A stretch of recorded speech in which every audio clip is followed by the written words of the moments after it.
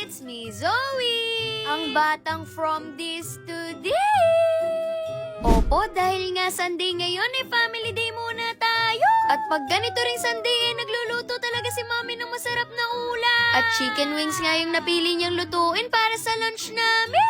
Kaya naman, from this to this! At dahil nga chicken wings yung lulutuin ni Mami, kailangan talaga ng maraming mantika! Opo, kasi di-deep fry ni Mami yung mga chicken wings. Ibinabad nga pala po ito ni Mami overnight sa patis at lemon. Opo, overnight. Kasi para kumapit talaga yung lasa niya, no? At pagkatapos nga ilagay ni Mami ito sa harina na may halong cornstarch, isa-isa ko na kagad brinito sa mantika. Opo, nakailam na naman sa pagluluto ang batang from this to this nyo. Sabi ko kasi kay Mami, ako na lang yung magpiprito.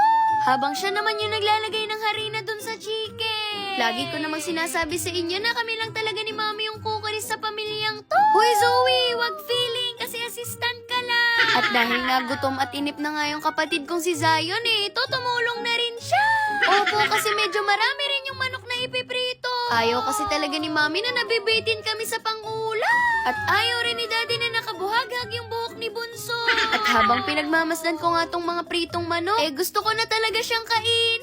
Kaso sabi ni Mami, hindi pa daw talaga pwede. Kasi magluluto pa daw siya ng sauce. At speaking of sauce, sus Mariosep talaga tong si Mami tsaka si Daddy. Akala ko bawal tikman yung manok.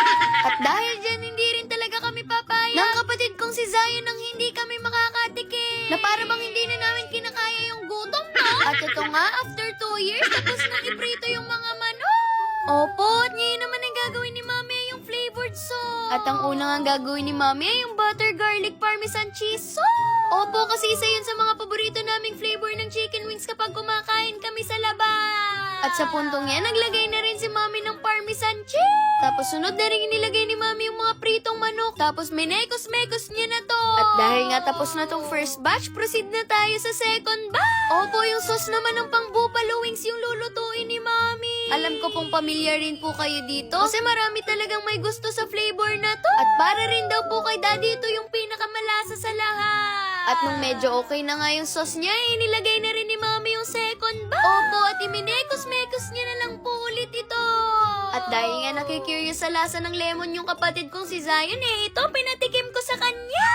At ngayon, feeling ko, hindi na talaga siya makakurious. And speaking of curious, siguro nakikurious kayo sa lasa. Ay, Hala, boy pa yata yung manok.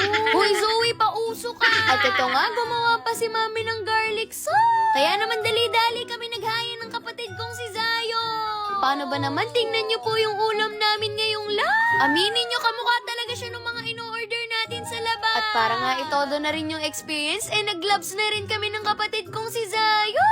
At dahil dyan, tara, kumain na tayo. Itadakimasu. Hoy, Zoe, hindi ka gagano. At grabe talaga yung lasa niya dahil ko pang nag-order ako sa labas.